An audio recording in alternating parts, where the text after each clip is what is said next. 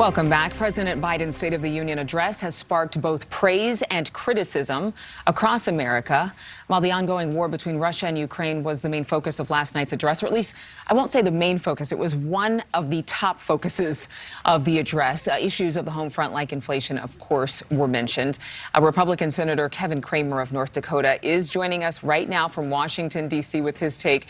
Good morning to you. And the first question I have for you is, was there anything besides standing with Ukraine that Democrats and Republicans can actually agree on?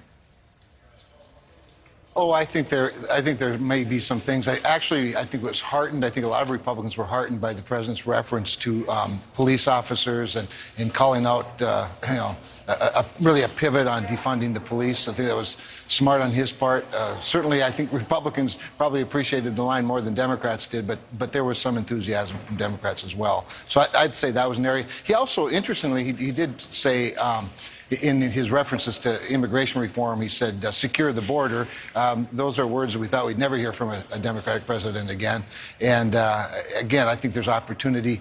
He pushed hard on immigration, by the way, Adrienne, and I think that there is some opportunity there as long as both sides are willing to give a little to get what they want. I've often thought that we could be close to getting something on immigration if, if everybody would listen to each other and find a balancing point. Listening, what a novel idea. I think that you're 100% right. We all need to listen to each other a little closer. A lot of people have critiqued the past 3 or 4 administrations on their handling of Putin. You have said the president has emboldened Vladimir Putin to invade.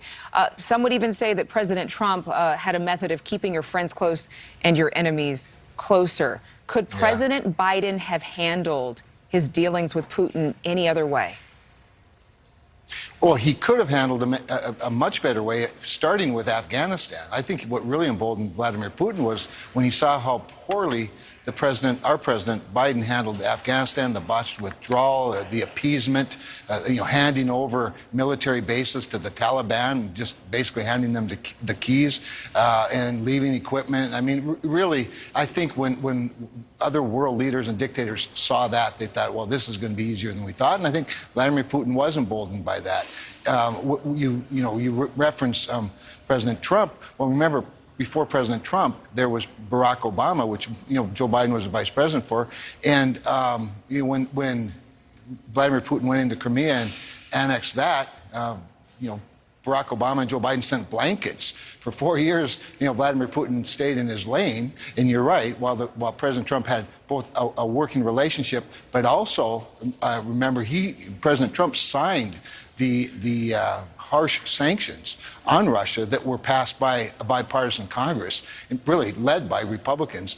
If we'd had that same kind of leadership from Democrats in Congress as Republicans provided under President Trump, it certainly could have made a difference. Nobody knows for sure what Vladimir Putin may have done had something else, had we reacted differently, but certainly this president didn't handle it well at all. The president did okay the release of 30 million barrels of oil from the Strategic Petroleum Reserve. Do you think this is going to be enough to actually help in lowering gas prices? It's like a thimble in the ocean. Of course it won't. The best way would be to unleash the oil reserves that are underneath things like the Permian Basin, the Bakken of North Dakota, bring American energy production back online, give the green light, send the right market signals, produce in the United States of America where we not only produce better and with much higher labor standards, much higher environmental standards. We can actually reduce greenhouse gas emissions, put people to work, have a geopolitical leverage that he handed to Vladimir Putin when he greenlighted the Nord Stream 2 pipeline, which became a weapon for Vladimir Putin. Speaking of ways that President Biden poorly handled Vladimir Putin, Nord Stream 2 is chief among them. So, no, the releasing of the reserves, that's for emergencies. We don't even really, in my view, Adrienne, we don't even really need those reserves like we used to need them because we have so much oil and gas in the United States. It's easily accessible if you send the right market signals and the right regulatory signals to the developers and producers. One more question for you. Being from North Dakota, I know farming is a way of life for so many across the country.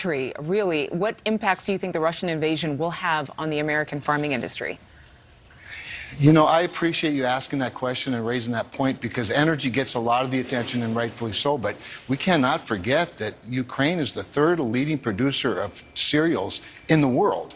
Ukraine, one of the reasons North Dakotans, and there are a lot of business people that do business in North Dakota, agrarians, people in the agribusiness world, is because it looks a lot like the breadbasket of the United States, because Ukraine is a breadbasket of Europe.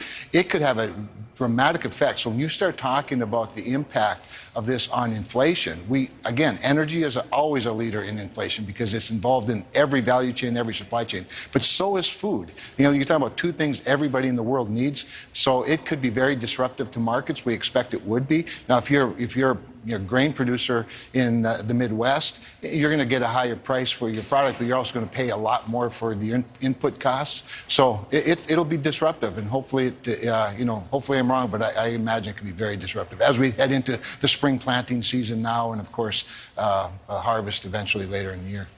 Thank you so much, Senator Cramer, for joining us. We really appreciate your time. Thanks for the opportunity, Adrienne. And still ahead. Thank you so much for watching. Make sure to click on the red subscribe button below so you can get more of NewsNation's fact-driven, unbiased coverage.